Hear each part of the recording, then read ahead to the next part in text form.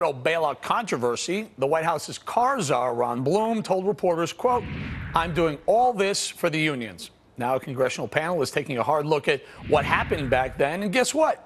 Car czar's memory is blank. Did the unions get a huge favor from the White House, and is history being rewritten? I'm going to go out to you, Congressman, whether he said it or not.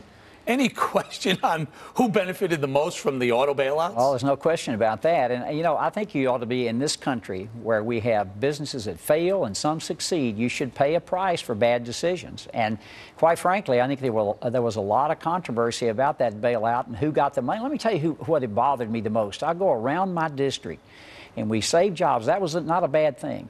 But there were people who had GM bonds. Had those bonds, and they were clipping coupons, and they were getting paid. It supplemented their income, their Social Security check. They lost all of that. We didn't leave those people with it. We left them high and dry, Eric, and that was wrong to see the seniors that were left out there with nothing. Crystal, the congressman's right.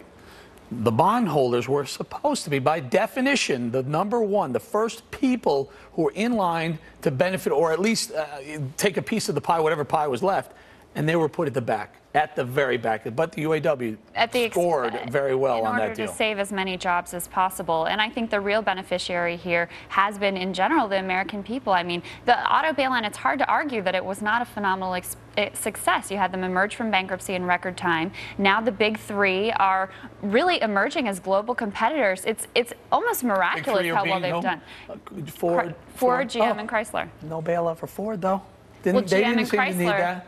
Go ahead, Bo. You know what, also, we missed one little thing because they work real hard. They get great educations, and that was the executives there. They're wiped out totally of all their investment money in General Motors. No one cares about them going to college, studying, breaking their butts, and becoming executives. They wiped them all out. It was wrong there also for letting them be wiped out. Congressman, did they not? I think so. And Eric, here's one that I found very interesting. I traded my foreign-made car in, a Toyota, which was made in Georgetown, Kentucky, for a Chevrolet Equinox, which was made in Windsor, Ontario, made in a foreign country. So it's hard to even tell now where these cars are made. And it is a global market. It's difficult to tell. And those executives have driven those car companies into the ground. I mean, I'm having trouble feeling sorry for them. They benefited from $85 billion of taxpayer money. How is this a success story? If every company that was failing, we threw billions of dollars at them and they got back on their feet, boy, we'd go broke trying to bail out one after the other. We saved so many jobs, and we preserved an industry that, quite frankly, is vital to our defense. Having those automakers in our country is very important. Sorry, guys, we're going to have to leave it there. Coming up, Sarah Palin